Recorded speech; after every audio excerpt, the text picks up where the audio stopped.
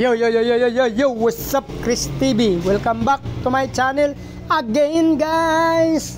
Today is Saturday, guys, April 6. Guys, bago ako kumain ng lunch, doon ako sa ibabaw sa terrace, guys. Meron akong kinuha mga fry doon. Hindi lang tayo nag-video since 12 na kasi medyo mainit. So nagmamadali na tayo. So may nakuha to mga fish, guys. Ito yung aking muli short body, red. Yan, guys. Ito yung naipon natin doon sa taas. Tsaka meron na tayo nakuha na swordtail, guys. Sinalo-halo ko na ito. Merong muli na black, marble. Mayroon dyan gapi rin yan, guys. Kasi meron mga tab, guys, na kaunti lang. Hindi natin alam kung kinakain nila o talagang nag-grab lang sila ng kakaunti. Like sa swordtail yan, guys. Pag hindi, may naabutan tayo. Buti may nakuha pa tayo na 2, 4, 6, 8, 9 ngayon, guys. Oh. Minsan kasi kinakain nila yan. Swordtail, napakatakaw yan sa... Since nilagyan ko doon ng mga yung fish net, yung parang yung sako. Nagmano-mano ako ng tastas ng sako dati. Nilagyan ko tong swordtail, guys. Kasi matakaw sila. Minsan tumatawid to yung fry niya doon sa kabila. Sinasabi ko doon sa mga video ko ng mga nakaraan. Since na mayroon ako dating mga tilapia, guys, mayroon akong drum na ginawa na tagusan yung 3 drum. Nilagyan natin ng PVC kasi sa ilalim yun. Tapos nilagyan natin ng nakabutas-butas ng mga plastic bottle, na empty bottles, para may tagos yung tubig. Sumasama doon ang fry, guys, once na hinabol sila ng kanilang parents. Tulad din dito sa aking RDC, silang piraso na nakuha natin, guys. So, sa tingin ko kumakain din sila since marami doon female, guys, nasa 6 yata. Pag nakakakita ako ng isa pang RDCs na male, maglalagay ako doon kasi isa lang ang male doon, 6 yung female, so napakarami. So baka hindi niya kakayanin ma-fertile lahat. So magdadagdag tayo doon. Pero may nakuha tayo doon na ilang pirasong fry ng aking RDCs, guys, 5. Oh.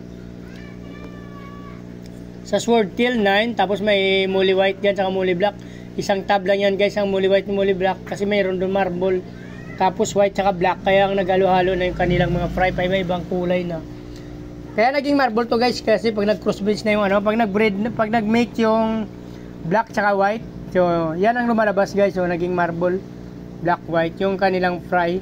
So paglaki naman yan, pag nag-mate na naman siya sa yung marble naman, guys, pag nag-mate sa black or either sa white, nagiging marble pa rin ang labas. At nagkakaroon din ng, kunyari, yung male natin naging marble, may white tayo na female, may lalabas na white dyan, guys, tapos may lalabas din na marble. Like din sa black, pag black yung ating male at may marble tayo na female, ganun din ang lalabas. May lalabas na black at may lalabas na marble, guys. So kaya nagtataka kayo, mayroong mga marble na fry, meron tayo dyan black, tsaka meron na white din nakasama. So ganun ang nangyayari sa kanila, guys. Pag nag-mate sila, yung kulay nakukuha nila sa isa't isa sa kanilang parents, no, sa kanilang sa male at sa female. So mayroon pa akong nakukuha doon, guys, sa aking blue dragon, guys, yan, oh. Same din sa ating RDSS, guys, yan, napakarami, oh.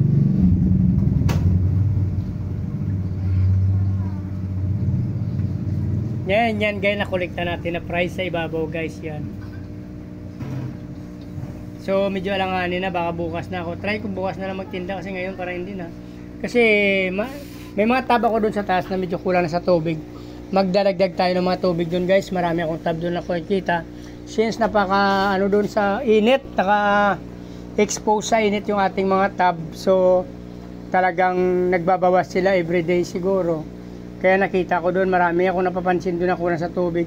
So kakakain ko lang ng lunch, magpapahinga lang ako ng kaunti, tapos saka ako maglalagay ng mga or magdadagdag, guys, ng tubig doon sa taas.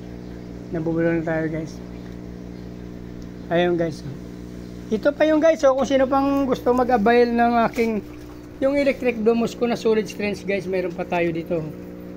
Yan, dami pa nating mail dyan, guys. Gaganda niyan.